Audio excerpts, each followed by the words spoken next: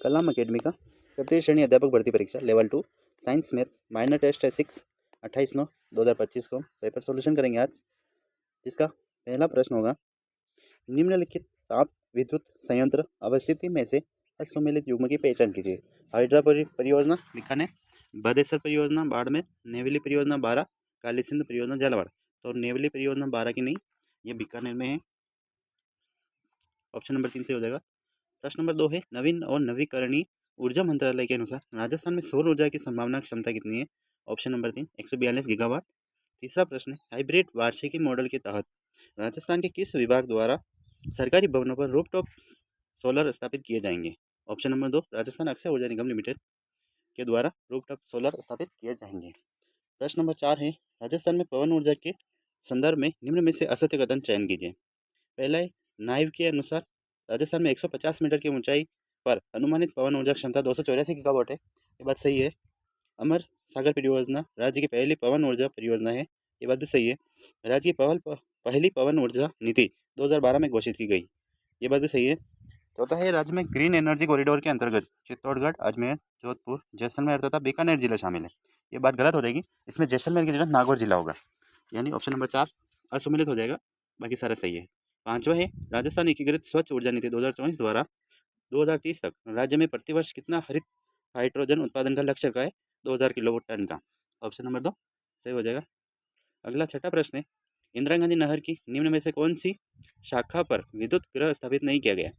Option number 4 Sagarmal Gopa.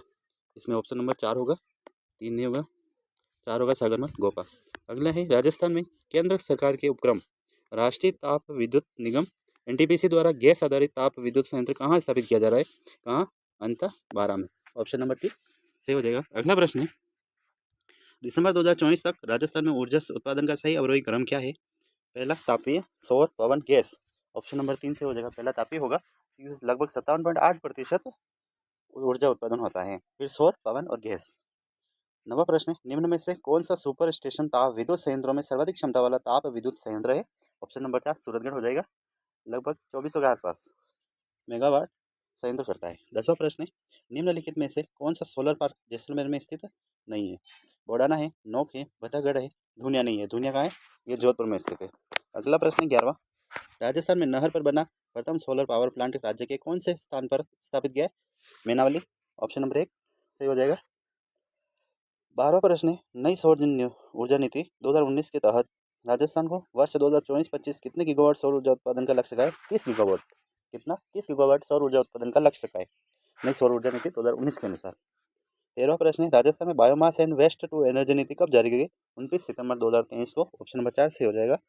14 है Rajasthan budget 2025-26 के अनुसार पीएम सूर्य घर मुफ्त बिजली योजना का विस्तार कर मुख्यमंत्री निःशुल्क बिजली योजना के लाभार्थी परिवारों को प्रतिमाह निःशुल्क बिजली उपलब्ध कराई जाएगी। कितने? 150 यूनिट। ऑप्शन नंबर 1 से हो जाएगा। अगला है राजस्थान आर्थिक समीक्षा 2024-25 के अनुसार दिसंबर 2024 तक राज्य में कितने बायोमास संयंत्र स्थापित किए जा चुके हैं। 13। ऑप्शन नंबर 3 13 बायोमास संयंत्र लगाए जा चुके हैं। 16 है भारतीय रेल मार्ग की कुल लंबाई का कितना प्रतिशत राजस्थान में है। कितना? 8.89%। Option number 2। 17वां है राजस्थान अक्षय ऊर्जा निगम RREC का गठन कब किया गया। कब किया गया था? अगस्त 2002। ये रेडा और RSPCL के स्थान पर विलय करके राजस्थान अक्षय ऊर्जा नीति का स्थापना की गई थी। ऑप्शन नंबर 2 से हो जाएगा। 18वां है राजस्थान का वर्तमान में पर्यटन का श्लोक क्या है। बता रहा हमारा देश। Option number 1। 19वां मरुत रिकॉर्ड में पर्यटन स्थलों के विकास हेतु किस संस्था द्वारा वित्तीय सहायता प्रदान की जा रही है। Japan bank for international corporation. Option number 3 JBIC। 20वां है राजस्थान बजट 2025-26 के तहत राज्य में हॉप ऑन हॉप ऑफ बस सेवा कौन से जिले में शुरू की जाएगी। जयपुर, जोधपुर, उदयपुर। ऑप्शन नंबर 3 से हो जाएगा। कौन सा? जयपुर, जोधपुर, उदयपुर। 21वां निम्न में से राजस्थान का कौन सा स्थल GSI द्वारा जियो हेरिटेज साइट में शामिल नहीं है। ऑप्शन नंबर 4 बंडदेवरा मंदिर, 12। कौन सा? बंडदेवरा मंदिर शामिल नहीं है। बाकी ओकलवुड फॉसिल पार्क जैसलमेर है, वेल्डेड टप जोधपुर, बार कांगलो मेरठ पाली, बंडदेवरा मंदिर 12 नहीं है। 22वां है पर्यटन स्थल और अवस्थिति लाल मंदिर कहाँ है। अजमेर, मिर्टी शाह की दरगाह गागरोन, चंद्रमहल जयपुर, लालगढ़ बीकानेर। ऑप्शन नंबर 3 सही हो जाएगा। 23वां है जयपुर परकोटा को किस वर्ष यूनेस्को विश्व धरोहर स्थल में शामिल किया गया। 2019। ऑप्शन नंबर 4 से हो जाएगा। 24 है निम्न में से असुमेलित युगों को छाटिए। उत्सव जिला थार महोत्सव बाड़मेर सही है, कुंभलगढ़ महोत्सव राजसमंद सही है, वृक्ष महोत्सव जैसे खेजल्ली सही है। मरु महोत्सव जैसलमेर, ये गलत हो जाएगा। मरु महोत्सव कहाँ है? बीकानेर में। 25वां है, निम्न में से कौन सा तीर्थ सर्किट में शामिल नहीं है? तीर्थ सर्किट, एक अजमेर है, नाथद्वारा भी है, महावीर भी है, और सरिस्का नहीं है। ऑप्शन नंबर 4 गलत हो जाएगा। 26वां है, राजस्थान पर्यटन वर्ष 2024 में राज्य का कौन सा जिला शीर्षस्थ पर्यटन स्थल का केंद्र है? सीकर, सर्वाधिक कहाँ है? सीकर में। 27वां, मार्च 2024 तक राजस्थान में सड़कों की कुल लंबाई कितनी है? 317,121। ऑप्शन नंबर 3 सही हो जाएगा, 317,121। 28वां है, राजस्थान के किस जिले में पूर्व पश्चिम गलियारा नहीं गुजरता है? तो राजसमंद हो जाएगा। ऑप्शन नंबर 4 में नहीं गुजरता है, सिरोही, चित्तौड़गढ़ और भीलवाड़ा में गुजरता है। 29 है, Jaipur metro rail corporation phase 2 कहाँ से कहाँ तक प्रस्तावित है? सीतापुरा से विद्याधर नगर। ऑप्शन नंबर 1 सीतापुरा से विद्याधर नगर फेज 2, बाकी सब फेज समझ में आएगा। 30 है, राजस्थान में स्थित कौन सा एक भूमिगत हवाई अड्डा है? नाल हवाई अड्डा, बीकानेर। ऑप्शन नंबर 3 नाल हवाई अड्डा। 31 है, राजस्थान का कौन सा रेल मंडल पश्चिमी मध्य रेलवे जोन के अंतर्गत आता है? कोटा, पश्चिमी मध्य रेलवे जोन के अंतर्गत आता है। कौन आता है? कोटा, सही है। 32वां है, राजस्थान राज्य राजमार्ग प्राधिकरण कब क्रियाशील हुआ? 25 दिसंबर 2015 को। राजस्थान राज्य राजमार्ग प्राधिकरण कब क्रियाशील हुआ? 25 दिसंबर 2015 को क्रियान्वित हुआ। 33वां है, वागड़ टूरिस्ट सर्किट में शामिल पर्यटन स्थल नहीं है? गलियाकोट, कागदी पिकअप, देव सोमनाथ, गौतमेश्वर मंदिर। वागड़ में कौन नहीं है? गौतमेश्वर मंदिर है। ऑप्शन नंबर 4 हो जाएगा, गौतमेश्वर मंदिर। क्यों? गौतमेश्वर मंदिर कहाँ है? ये प्रतापगढ़ में है, वागड़ में शामिल नहीं होता है। अगला है, संत सदाराम जी महाराज का पैनोरमा कहाँ है? घोड़ा, जैसलमेर। संत सदाराम जी का पैनोरमा कहाँ है? घोड़ा, जैसलमेर। 35वां है, राजस्थान नवीन इको टूरिज्म पॉलिसी की परिचालन अवधि है? कब है? 15 जुलाई 2021 से 2030 तक। टूरिज्म पॉलिसी की परिचालन अवधि 15 जुलाई 2021 से 2030 तक है। ऑप्शन नंबर 2 सही हो जाएगा। 36 है, मुख्यमंत्री आयुष्मान आरोग्य योजना के संबंध में निम्नलिखित कथनों पर विचार कीजिए। मुख्यमंत्री आयुष्मान आरोग्य योजना के संबंध में निम्नलिखित कथनों पर विचार कीजिए। पहला है, पूर्व में संचालित मुख्यमंत्री चिरंजीवी स्वास्थ्य बीमा योजना का नाम बदलकर मुख्यमंत्री आयुष्मान आरोग्य योजना 19 फरवरी 2024 को किया गया। ये बात सही हो जाएगी। बी है, इस योजना के तहत प्रत्येक परिवार को 25 लाख का कैशलेस बीमा कवरेज की सुविधा प्रदान की जाएगी। दोनों ही सही है, ए और बी, यानी 25 लाख बीमा कवरेज मिलेगा और इसका नाम 19 फरवरी 2024 को चेंज किया गया था। ठीक है। 37वां है, गर्भवती महिलाओं को सुरक्षित प्रसव के उद्देश्य से अधिकृत सोनोग्राफी केंद्र पर निःशुल्क सोनोग्राफी सेवा उपलब्ध करवाने हेतु कौन सी योजना प्रारंभ की गई? ऑप्शन नंबर 4 मुख्यमंत्री आयुष्मान सुरक्षित मातृत्व योजना। ऑप्शन नंबर 4 से हो जाएगा। 38 से, मुख्यमंत्री आयुष्मान बाल संबल योजना 2024 का नोडल विभाग क्या है? सामाजिक न्याय एवं अधिकारिता विभाग। ऑप्शन नंबर 3 सामाजिक न्याय एवं अधिकारिता विभाग। ये 0 से 18 वर्ष के बच्चों को शामिल किया गया है। 50 लाख तक मुफ्त इलाज और 5,000 रुपए की आर्थिक सहायता भी इनमें दी जाती है। 39 से, प्रधानमंत्री मातृ वंदन योजना के तहत राजस्थान में दिव्यांग महिलाओं को कितने सहायता राशि दी जाती है? 10,000 रुपये। कितनी? 10,000 रुपये। 40वां है, कालीबाई भील उड़ान योजना के तहत राजस्थान की किस आयु वर्ग की महिलाएं एवं बालिकाएं पात्र है? 10 से 45 वर्ष। ऑप्शन नंबर 2 प्रति वर्ष 12 निःशुल्क सैनिटरी नैपकिन दी जाएगी इसमें, इस योजना के अंतर्गत। 41 है, निम्नलिखित में से कौन सा श्रेणी पालनहार योजना के तहत पात्र बच्चों को श्रेणी में नहीं आता है? ऑप्शन नंबर 4 लघु एवं सीमांत किसान माता पिता की संतान। लघु एवं सीमांत किसान माता पिता की संतान। ऑप्शन नंबर 4 गलत हो जाएगा, बाकी सारे इसमें शामिल होते हैं। 42 है, एग्रीस्टेक योजना की राजस्थान में शुरुआत किस जिले में पायलट प्रोजेक्ट चलाकर की गई? जयपुर। जयपुर में एग्रीस्टेक योजना की शुरुआत की गई थी पायलट प्रोजेक्ट के रूप में। 43 है, गोवर्धन जैविक उर्वरक योजना के संदर्भ में असत्य कथन की पहचान कीजिए। इस योजना का नोडल विभाग कृषि विभाग है। सही है। इसके तहत पात्रता हेतु कृषक के पास कृषि योग्य भूमि का स्वामित्व होना चाहिए। ये बात सही है। कृषक के पास कम से कम 10 गोवंश होने चाहिए। ये बात गलत हो जाएगी, 2 गोवंश जोड़े के रूप में होने चाहिए इसमें। 14 है, राजस्थान बजट 2025-26 में राज्य सरकार ने इस योजना के तहत 50,000 कृषकों को लाभान्वित करने की घोषणा की। ये बात सही हो जाएगी। ऑप्शन नंबर 3 गलत हो जाएगा, बाकी सारा सही है। 44 है, असुमेलित भूमि की पहचान कीजिए। पहला योजना, दूसरा विभाग। मुख्यमंत्री कोरोना सहायता योजना सामाजिक न्याय एवं अधिकारिता विभाग सही है। किशोरी बालक योजना महिला एवं बाल विकास विभाग सही है। मुख्यमंत्री आयुष्मान आदर्श ग्राम पंचायत योजना पंचायती राज विभाग, ये विभाग सही है। मृदा शक्ति संवर्धन योजना ये कृषि विभाग की नहीं है। ऑप्शन नंबर 4 गलत हो जाएगा। 45वां है, राम जल सेतु परियोजना के तहत महलपुर बैराज किस नदी पर बनाया जाएगा? कुन्नू नदी, काली सिंध नदी, कुल नदी या पार्वती नदी? कौन सी नदी? पार्वती, क्योंकि पार्वती महलों में नहीं रहती थी। ऑप्शन नंबर 4 हो जाएगा। ठीक है, ऑप्शन नंबर 4। 46 है, निम्नलिखित में से कौन सी योजना राजस्थान सरकार की सामाजिक न्याय एवं अधिकारिता विभाग से संबंधित नहीं है? कौन सी नहीं है? शुभ शक्ति योजना नहीं है, ये श्रम विभाग की। ऑप्शन नंबर 4 हो जाएगा। बाकी नव जीवन योजना है, मुख्यमंत्री कन्यादान योजना है, मुख्यमंत्री अनुप्रति कोचिंग योजना भी इसी के अंतर्गत आती है। 47 है मुख्यमंत्री मंगला पशु बीमा योजना के संदर्भ में असत्य कथन की पहचान कीजिए। यह योजना 13 दिसंबर 2024 को प्रारंभ की गई, ये बात सही है। योजना का क्रियान्वयन ट्रस्ट मोड पर राज्य बीमा एवं प्रावधायी नीति विभाग द्वारा किया जाएगा, ये बात भी सही है। बीमा के लिए एक कैटल यूनिट पशु की अधिकतम कीमत 50,000 रुपये होगी, ये बात भी सही है। तो ऑप्शन नंबर 4 गलत हो जाएगा। फिर इस योजना के अंतर्गत बकरी की बीमा हेतु उम्र 1 वर्ष से 6 वर्ष तक तय की गई, ये बात गलत हो जाएगी, बाकी सारा सही है। 48 है बर्तन बैंक की योजना के तहत राज्य का पहला बर्तन बैंक किस जिले में खोला गया? कोटा में खोला गया खैराबाद में, ठीक है। प्रारंभ कहाँ से हुई? 12 से। 49 से 50% से अधिक अनुसूचित जाति की आबादी वाले गांवों में आधारभूत संरचना एवं विकास कार्य हेतु बाबा साहेब अम्बेडकर संबल योजना का प्रारंभ की गई। इनके जन्मदिन के अवसर पर 14 अप्रैल 2025 से प्रारंभ की गई। 50 से महात्मा गांधी राष्ट्रीय ग्रामीण रोजगार गारंटी योजना के संदर्भ में निम्नलिखित कथनों पर विचार कीजिए। पहला, इसके तहत ग्रामीण क्षेत्र में प्रत्येक परिवार के प्रत्येक वयस्क सदस्य जो अकुशल शारीरिक श्रम करने को तैयार है को एक वित्तीय वर्ष के दौरान 100 दिवस का सुनिश्चित रोजगार उपलब्ध कराया जाएगा, सही है। इसमें ग्राम सभा कार्यों के चयन तथा वार्षिक कार्य योजना तैयार करने हैं तो मुख्य रूप से अधिकृत है, ये बात भी सही है। तो ऑप्शन नंबर 3 ए और बी दोनों सही है। 51 है प्रधानमंत्री जनजातीय आदिवासी न्याय अभियान के तहत राजस्थान के 12 जिले के किस जनजाति को शामिल किया गया? Sahariya, option number 2। 52 है असुमेलित युग में पहचान कीजिए। किसान कल्याण योजना 2014 सही है। ऊँट प्रजनन प्रोत्साहन योजना 2016 सही है। मुख्यमंत्री विशेष योग्यजन पेंशन योजना 2013 सही है। राजस्थान पत्रकार स्वास्थ्य योजना 2020 नहीं है, 2025 है। कब से स्टार्ट की गई? मार्च से। 53 है मुख्यमंत्री विश्वकर्मा पेंशन योजना 2024 में निम्नलिखित में से कौन सा सम्मिलित नहीं है? विद्युत कंपनियों के कार्मिकों को। बाकी सारे सही हो जाएंगे, ऑप्शन नंबर 3 गलत है। अरावली ग्रीन वॉल परियोजना का विस्तार राजस्थान के कितने जिलों में है? 19 जिलों में। कितने जिलों में? 19। अगला है 55, निम्न में से 1540 ईस्वी में रचित ग्रंथ जिसमें अलाउद्दीन खिलजी व मेवाड़ शासक रत्न सिंह के मध्य युद्ध का वर्णन है? Padmaavat, option number 2। 56 है निम्न में से जयानक द्वारा रचित पृथ्वीराज विजय नामक ग्रंथ किस भाषा में लिखा गया? संस्कृत भाषा में, ऑप्शन नंबर 2। 57 में निम्न में से रचना व लेखक का कौन सा एक में सही सुमिलित नहीं है? हंस तोड़ा होटा रो सोच आई दान सिंह भाटे सही है। गुणबास हेन तो भी सही है। बुद्धि रासो कभी मान का नहीं जम्बू स्वामी का है। बारीक बात राम स्वरूप किसान सही है, ऑप्शन नंबर 3 गलत हो जाएंगे, बाकी सारे सही है। निम्न में से राजस्थानी भाषा साहित्य एवं संस्कृत अकादमी की स्थापना कब की गई? 1983, ऑप्शन नंबर 3। 59 निम्न में से पुस्तक प्रकाश जोधपुर में।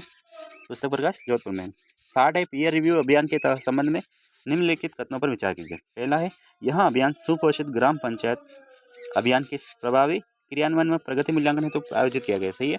यह अभियान केंद्र सरकार के निर्देशानुसार 18 से 24 अगस्त तक केरल राज्य की टीम द्वारा आयोजित किया गया, ये बात गलत हो जाएगी। यह राज्य सरकार द्वारा आयोजित किया गया था।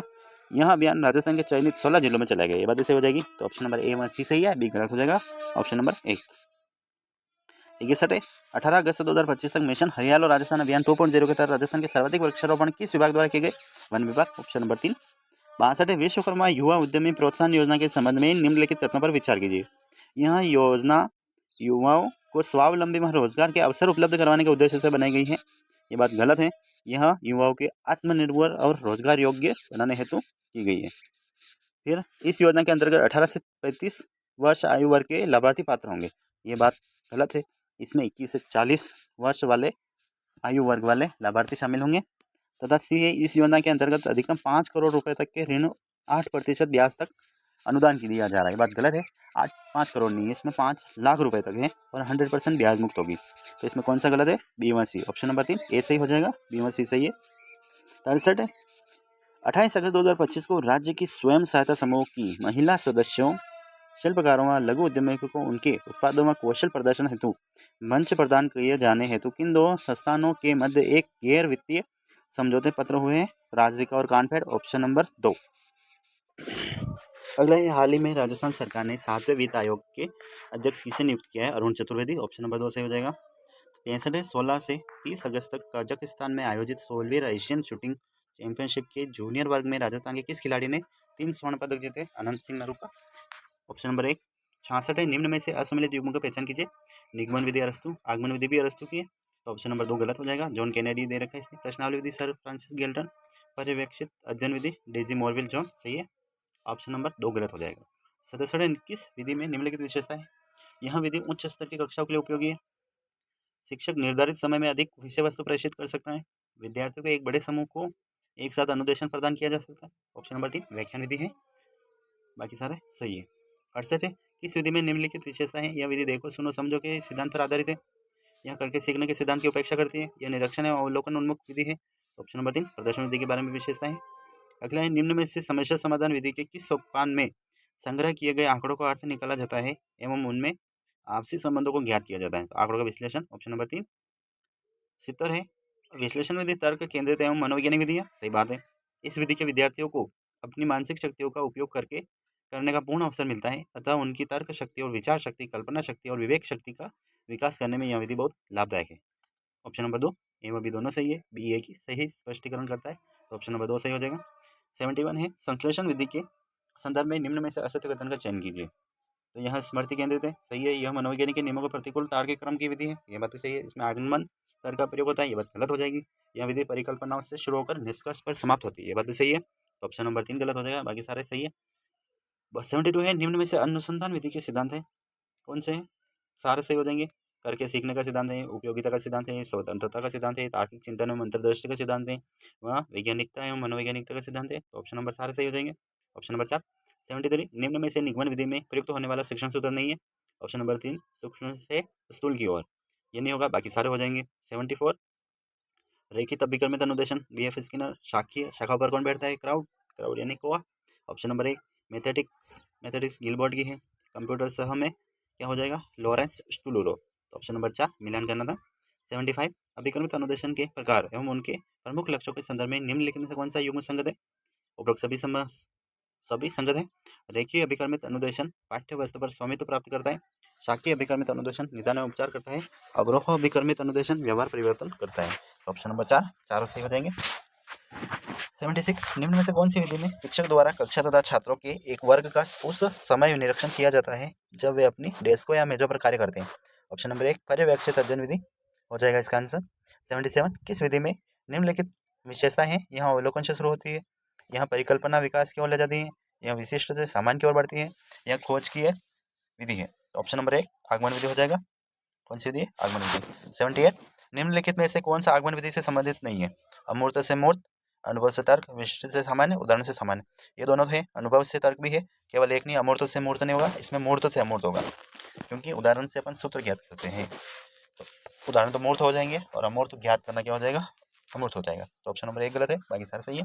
79 एक शिक्षक छात्रों को छोटे छोटे समूह में काम करने के लिए कहता है ताकि वे विभिन्न त्रिभुजों के कोणों को प्रोटेक्टर से मापकर एक क्रियाशील प्रयोग कर अपने निष्कर्षों को रिकॉर्ड करके फिर रिपोर्ट प्रस्तुत कर सके। इसमें मुख्यतः कौन सी शिक्षण विधि का उपयोग किया जाएगा? प्रयोगशाला विधि। Option number 3। 80 किस विधि में निम्नलिखित विशेषता है? स्व अध्ययन की आदत का निर्माण होता है, विषय वस्तु क्रमबद्ध होने के कारण छात्रों को पढ़ने के दृष्टिकोण का विकास होता है, स्मरण शक्ति का विकास होता है, तो ऑप्शन नंबर 4 हो जाएगा पाठ्य पुस्तक विधि। ठीक है, इसमें इन सबका विकास होता है। 80 निम्न में से प्रायोजना विधि के आधारभूत सिद्धांत है? करके सीखने का सिद्धांत, सीखने से जीवन का सिद्धांत, सहयोग तथा सहभागिता का सिद्धांत, ऑप्शन नंबर 4 1 2 3 सारे सही हो जाएंगे। 82 प्रश्नावली प्रश्नों की एक सूची है जो कई व्यक्तियों को उत्तर हेतु दी जाती है। दूसरा है आर्य वुडवर्थ ने मनोविज्ञान के क्षेत्र में प्रथम पर्सनल डाटा इन्वेंट्री का निर्माण किया है जिसे प्रश्नावली विधि के प्रारंभिक रूप में माना जाता है। ऑप्शन नंबर 2 सही हो जाएंगे, तीनों सही हो जाएंगे, ए व 2 दोनों सही है, ऑप्शन नंबर 3। 83 निम्न में से कौन सी विधि को संवाद विधि भी कहा जाता है? संवाद विधि कौन सी हो जाएगी? प्रश्नोत्तर विधि, ऑप्शन नंबर 2। 84 निम्नलिखित विधियों में कौन सी विधि एक प्राथमिक स्तर पर भूगोल शिक्षण में सर्वाधिक उपयुक्त है? शैक्षिक भ्रमण विधि, ऑप्शन नंबर 4। 85 खेल बालक की स्वाभाविक प्रवृत्ति है, जितना मन बालक का खेल में लगता है और किसी कार्य में नहीं। किसने कहा है? कोल्डवेल कुक ने कहा है, ऑप्शन नंबर 4। 86 है निम्न में से वैज्ञानिक विधि की विशेषता है? वस्तुनिष्ठता है, सत्यापननीयता भी है, भविष्यवाणी क्षमता भी, व्यक्तिनिष्ठता नहीं है और अनिश्चितता नहीं है, तो एबीसी किसमें है? ऑप्शन नंबर 1 में। 87 निम्नलिखित में से कौन सा आगमन विधि का दूसरा सोपान है? कौन सा है? निरीक्षण। पहला कौन सा है? उदाहरण, दूसरा निरीक्षण, तीसरा परीक्षण, चौथा सामान्यकरण, ऑप्शन नंबर 1 हो जाएगा। 88 है प्रोजेक्ट विधि में कौन सा नियम संबंधित नहीं है? अनुवांशिकता का नियम नहीं है, बाकी तत्परता है, अभ्यास है, प्रभाव का नियम भी है। 89 है निम्नलिखित में से कौन सा समस्या समाधान विधि के उद्देश्यों को सबसे अच्छा वर्णन करता है? Option number 3। ऑप्शन नंबर 1 यह गलत अवधारणाओं को विकसित करने वाले व्यवहारिक ज्ञान पर जोर देता है, गलत हो गया। बच्चों को वैज्ञानिक समस्याओं को स्वतंत्र रूप से मार्गदर्शित रूप से हल करने की अनुमति देता है, ये बात भी सही है। यह सीखने से ज़्यादा नीरस एवं अरोचक बनाता है, गलत हो गया। यह सैद्धांतिक अवधारणाओं पर व्यावहारिक प्रयोग को बचाता है, ये बात भी गलत हो जाएगी, तो ऑप्शन नंबर 2 सही हो जाएगा। अंतिम है निम्नलिखित में से कौन सी बाल केंद्रित विधि नहीं है? व्याख्यान विधि नहीं है, यह शिक्षक केंद्रित है, बाल केंद्रित विधि नहीं है। अब गणित के प्रश्न आ गए। दो पूरक कोण इस प्रकार है कि पहले का दुगुना दूसरे के तिगुने के बराबर है तो छोटे कोण का माप कितना होगा 36 degree. Option number 3 2x plus 3x बराबर 180 90, तो कितना आंसर हो जाएगा 336 डिग्री हो जाएगा। अगला है दो संख्याएं रेखा ए बी व सी डी एक दूसरे को बिंदु ओ पर काटती है। यदि ए ओ सी व C O B plus B O D बराबर 274 हो तो ए ओ डी का मान क्या होगा 86 डिग्री। चारों डिग्री चारों कोणों का योग कितना होगा 360, उसमें 274 घट जाएंगे तो 86 डिग्री आ जाएगा। 93 है दो सरल रेखाओं के परस्पर प्रतिच्छेदन के क्रम में निम्न कथनों पर ध्यान देकर सही कथनों का चयन कीजिए। पहला है आसन्न कोण पूरक होते हैं, ये बात गलत हो जाएगी। आसन्न कोण कैसे होते हैं 180 डिग्री के होते हैं। आसन्न कोण संपूरक होते हैं, ये बात सही है। शीर्ष में कोण बराबर होते हैं, ये बात भी सही है। शीर्षाभिमुख कोण संपूरक होते हैं, ये बात गलत हो जाएगी। तो बी और सी, बी सी किसमें ऑप्शन नंबर 2 में सही है, दो ऑप्शन सही हो जाएगा। 94 है दी गई आकृति के लिए निम्न में से कौन से कथन सत्य हैं। तो ए प्लस बी डी प्लस सी, इसमें देखना है ए प्लस बी और डी प्लस सी गलत हो जाएगा।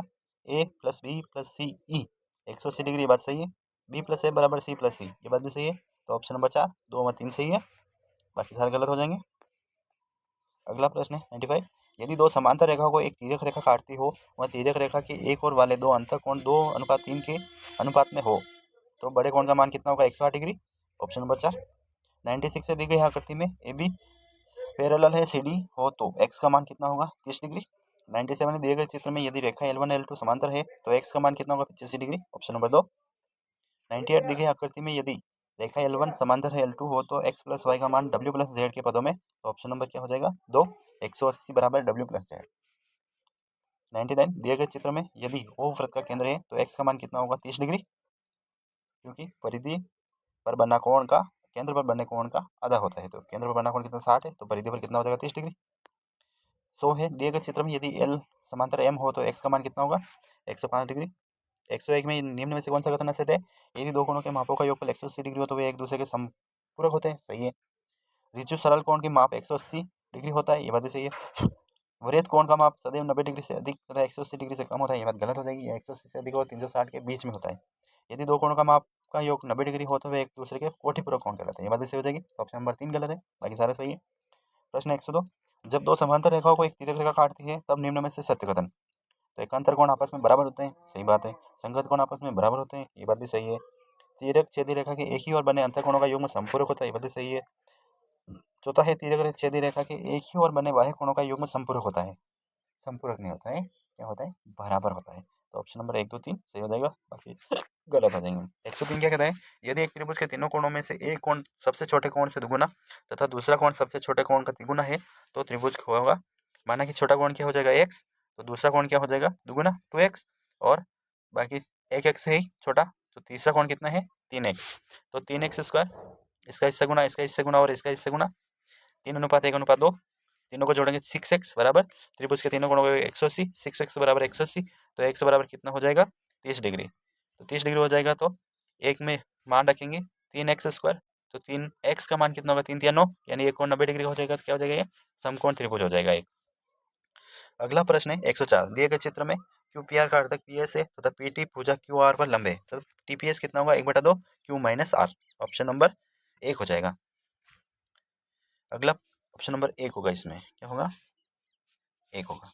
अगला है 105 दिए गए चित्र में TQ तथा TR क्रमशः Q तथा R के अर्धक हैं। यदि QPR बराबर 80 डिग्री तथा PRT बराबर 30 डिग्री है तो TQR कितना होगा। तो इसमें दे रखा है कोण P 80 डिग्री है, ये 80 है, तो ये कितना हो जाएगा, इसको निकालने की आवश्यकता नहीं है, उससे पहले हो जाएगा ये 80 है, ये दोनों अर्धक है, तो ये इसका मान 30 डिग्री, इसका मान भी 30 डिग्री, 30 डिग्री, ये दोनों बराबर होंगे तो इसका मान भी 30 डिग्री हो जाएगा। तो फिर T कितना बचा Q वाला, ये वाला कितना बचा है 20 डिग्री का।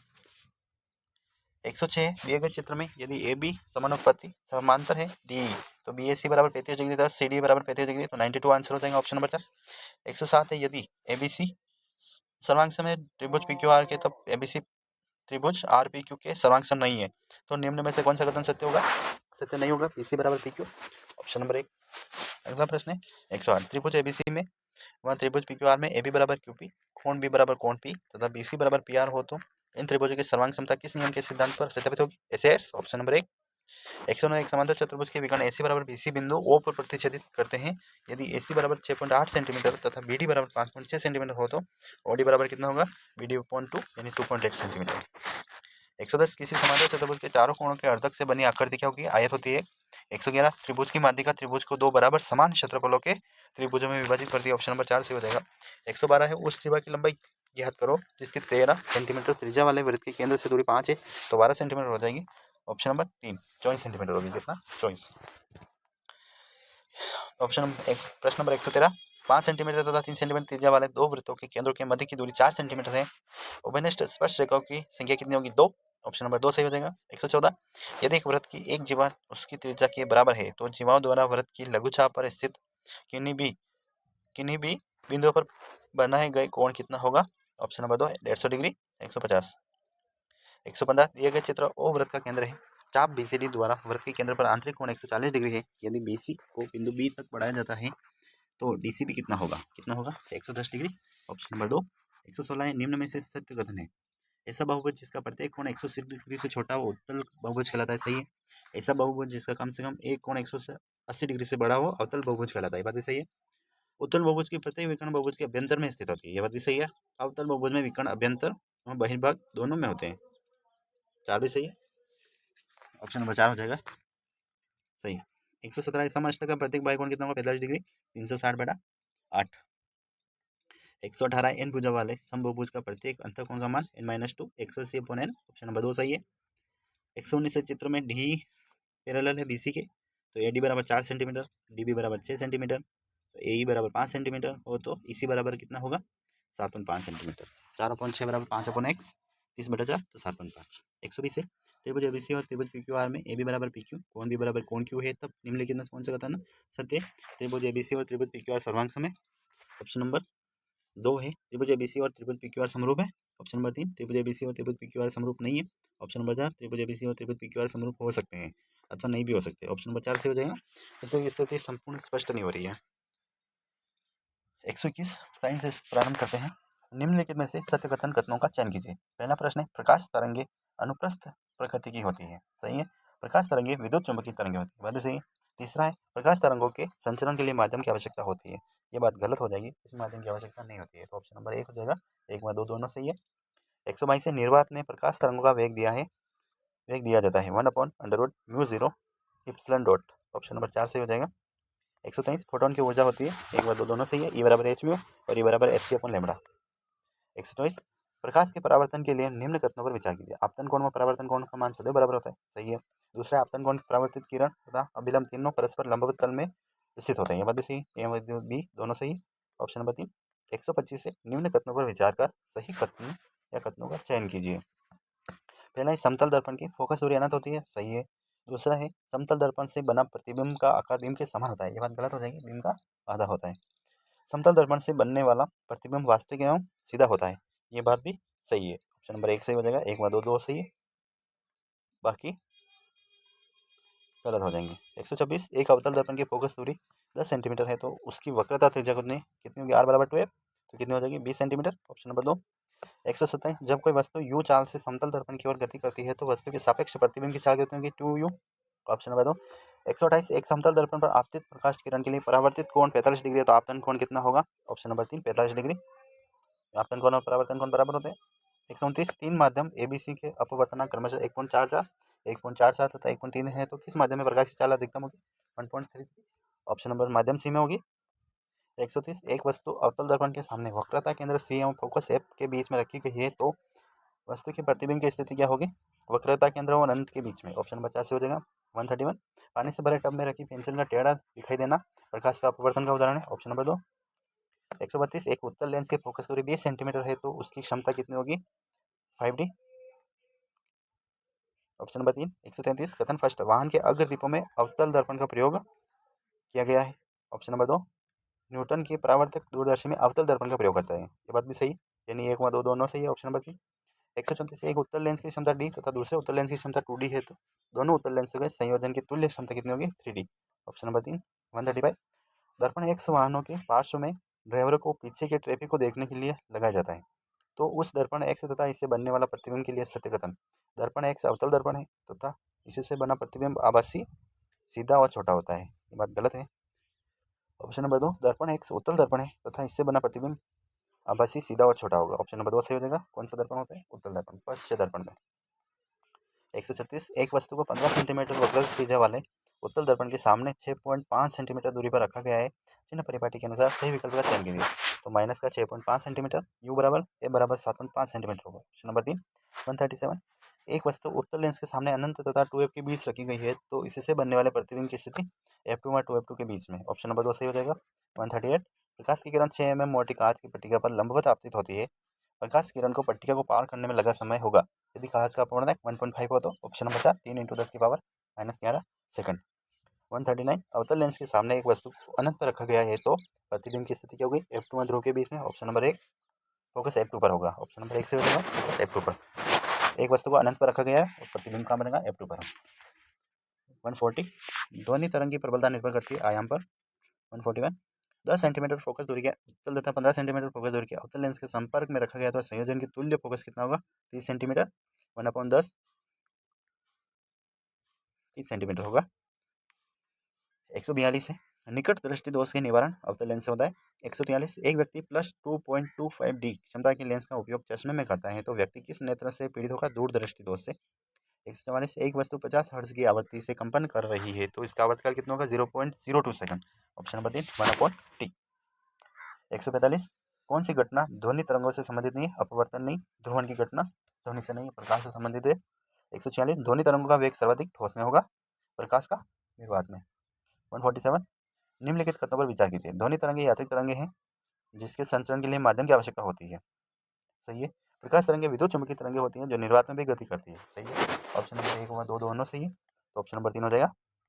148 ध्वनि का तारतम्य निर्भर करता है ध्वनि की आवृत्ति पर। किस पर? ध्वनि की आवृत्ति पर निर्भर करता है तारतम्य। 149 ध्वनि की प्रबलता ध्वनि के आयामों के वर्ग के समानुपाती होती है। ऑप्शन नंबर 2 ध्वनि की प्रबलता डेसिबल में मापी जाती है। सही है। ऑप्शन नंबर 3 20 हर्ट्ज से कम आवृत्ति की तरंगे श्रव्य आवृत्ति के पास में नहीं आती है। ये बात भी सही है, तो तीनों ही सही है। 1 2 3 ऑप्शन नंबर 3 150 है। लास्ट प्रश्न जब हम किसी ध्वनि को प्रबलता को बढ़ाते हैं तो उसकी आवृत्ति क्या होती है एक समान रहती है। क्या रहती है एक समान। ये कलाम का माइनर टेस्ट नंबर 6 हो जाएगा जिसको हमने सोल्व किया है। कैसा लगा आपको कमेंट ज़रूर करें। धन्यवाद।